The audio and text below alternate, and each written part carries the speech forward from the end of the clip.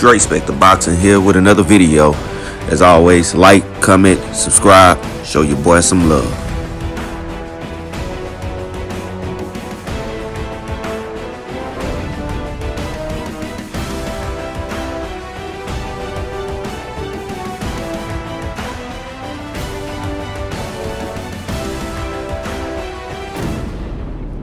All right, Dre Spectre Boxing here. Let me jump right up into it, man. I'm gonna go ahead and go over Terence Crawford and Errol Spence, man. Hey, we not gonna see this fight again, like I told y'all before, for at least a year, man. This fight is in the makings, man. And these guys are gonna have to be household names before they can generate enough income to pay them what this fight is really gonna be deserving of. You know, so we can have this fight today, but these guys are not going to be compensated in the way that they probably should be if nobody really knows who they are. I'm going to give y'all a case in point. When Errol Spence was fighting this past weekend, and I was talking to a couple guys who I always talk sports with, and I told them, I say, hey, man, you know, I told them about the fight. Nobody knew who the hell I was talking about. You talking about that kid, or you talking about this, such and such, and they were all wrong, man. The thing of it is Errol Spence is not a household name. They probably since learned of Errol Spence over the weekend because of how big the showing was and how it was covered. But before, nobody knew who his name was. So they just starting to learn who Errol Spence is, even though a boxing fan has seen what he has done over the last several years. Now, the same thing goes to Terence Bud Crawford. That guy's from Omaha, Nebraska. There's not a lot of coverage of sports over there. We didn't really know Terence Crawford until he got up on the big stage and fought Uricus Gamboa. Before then, nobody knew who Terence Crawford was, right? So, you know what I mean? He had like 20-something fights. I've never even seen some of his lower fights on the come-up. They weren't televised, right? So a lot of this this notion of these guys are able to fight right now, we all would love to see a Terence Crawford fight today, but it's not a lucrative for the stuff that they, you know, the sacrifice these guys have put together in their careers. They deserve to be compensated well for going out there to put their life on the line for our entertainment. And they need the casual fan. We are the hardcore fans. If you come to a boxing channel or you go to YouTube and you look at boxing, you normally are the hardcore fans. You are not the majority. You are the minority, you know. So the majority are casual fans. These are people who don't know much about the sport. So they have to pick up they have to get more notoriety, fight people who have household names in order to gain that name. Thus, Errol Spence fighting a Manny Pacquiao, like I wanted Terence Crawford to do, fight a Manny Pacquiao to gain more notoriety in the sport. That makes them known and makes people check for them and look for them, and also helps them to build more I guess demand on a fight. If Errol Spence becomes a household name and he's considered the baddest man in his weight class, what are the people gonna want to know? Who do you think can defeat him, right? And vice versa. If Terence Crawford becomes a household name and he's the baddest man in his weight class, which I'm speaking from when he was in 140, people are gonna know, who do you think can defeat him, right? You get that, and then what name comes to mind when you think of Errol Spence and who could defeat him? Terence Crawford. Vice versa, you could sell the same argument. Who could beat Terence Crawford? One name will come to mind, and that'll be Errol Spence. When you have that type of build, then you have the demand of people wanting them to fight. That's when you can sell that fight a lot easier. All right, the fight nearly sell itself, i.e., Manny Pacquiao and Floyd Mayweather. That fight could have sold itself 10 times over. They didn't need to do a lot of publicity for that fight. The only promotion that you really need to do for a fight of that magnitude is letting them know what date it is, reminding them what date it is. Because, you know what I mean, they're going to be excited to want to watch and see that fight. They just got to know what date it is. You don't have to do a lot of promotion when the demand is there. So we have to get the Terence Crawford versus Errol Spence demand up from the casual fan, not from the hardcore fan, which is us, the people who love boxing and follows boxing. That's most likely hardcore fans. It's not the casual fan. We are the minority. The majority are the casuals. We need to bring the casuals to the table so that the fight can sell and we can get the fights that we like. All right. The only way to do that is for those guys to become household name. The only way for them to become household name is not to fight each other, but to fight other competition in which they dominate in dominant fashion, and creates an urge to want to see who can challenge them, who can beat this guy. Because look, I'm looking at him and I can see how good he is. Right. So let's get into talking about Errol Spence and Terence Crawford, man. People pick Errol Spence and Terence Crawford and they put them on a pound for pound list. Now let me give y'all my pound for pound. I'm not sure if I have a number 5 right now, but I do have 1 through 4. Number 1, pound for pound, I have Canelo Alvarez. Number 2, I'm going to give to Terence Bud Crawford. Number 3, I have Errol Spence on my number 3. 4 for me is Lomachenko.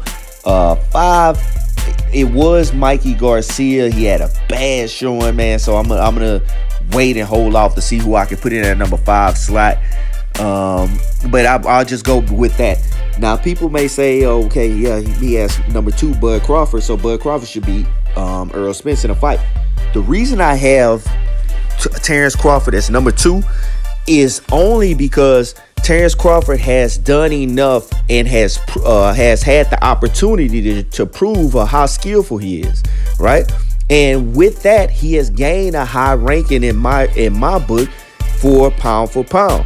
And that's in the 140-pound division. The work that he's done to become undisputed, fight all the people that he could, that was put in front of him in his weight class, and he wiped them. All right, so you become pound for pound great at that point. Now, I can't continue to base it off of what he has done. Errol has not had that same opportunity to fight the top competition in his weight class because of politics. Because they've been growing these boxers instead of making them fight each other. All right. So Errol didn't get the opportunity as a Keith Thurman has already had.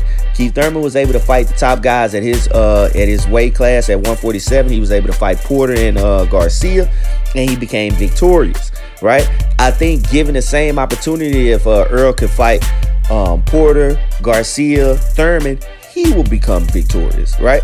And that's how I see it going. I'm judging him on my pound for pound list off of his skill set and not his resume.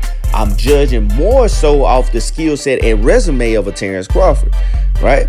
So I have Terence Crawford top number 2 on my pound for pound list, but Errol Spence, I feel at his natural weight of 147 would beat a Terence Crawford. That's because it's just that. It's his natural weight.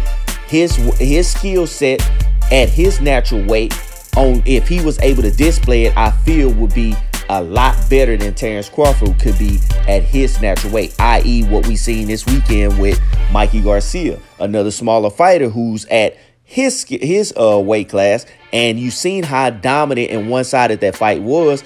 It's because of the type of fighter and skills that he has and the size, power advantage that he has for his weight class.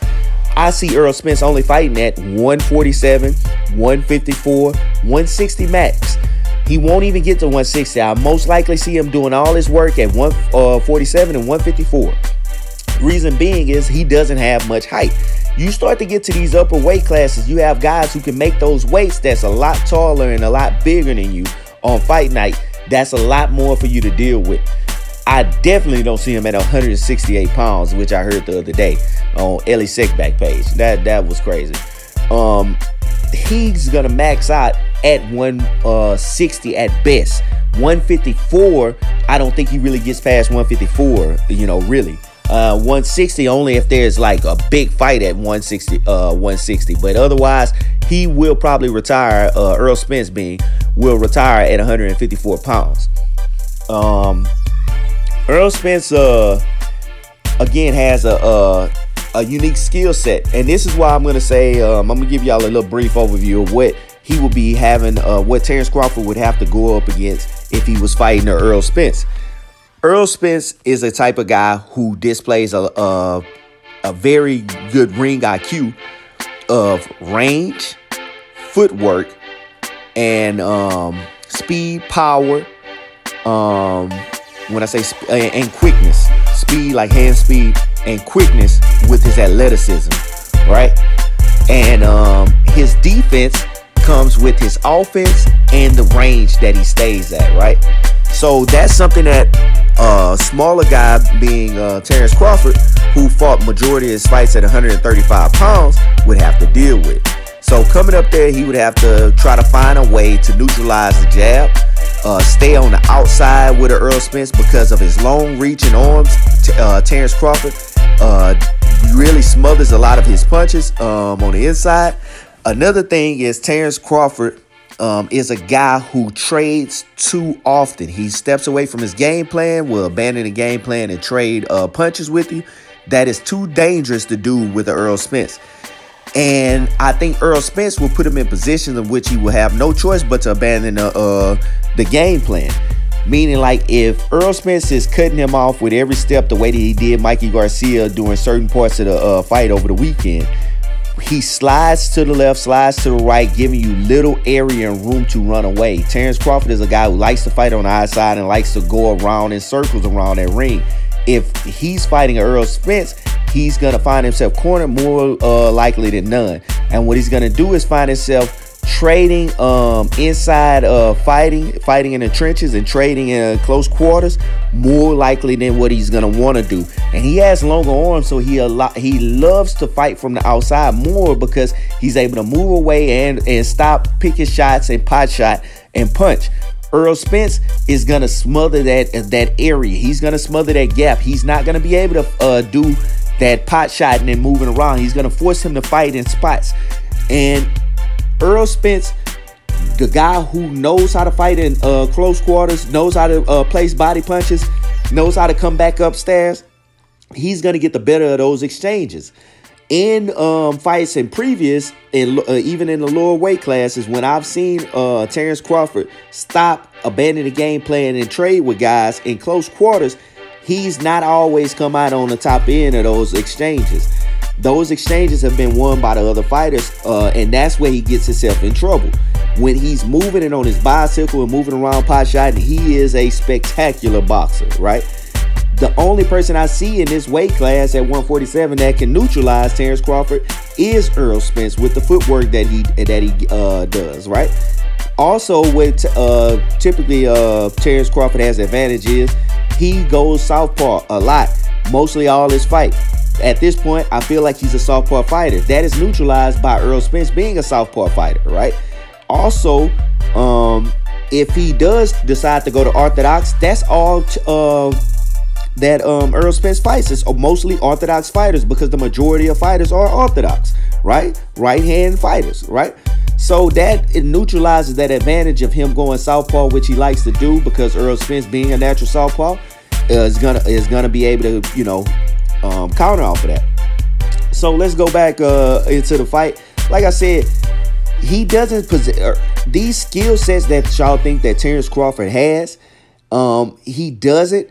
I'm just glad that Terence Crawford did get into 147 pounds when he did.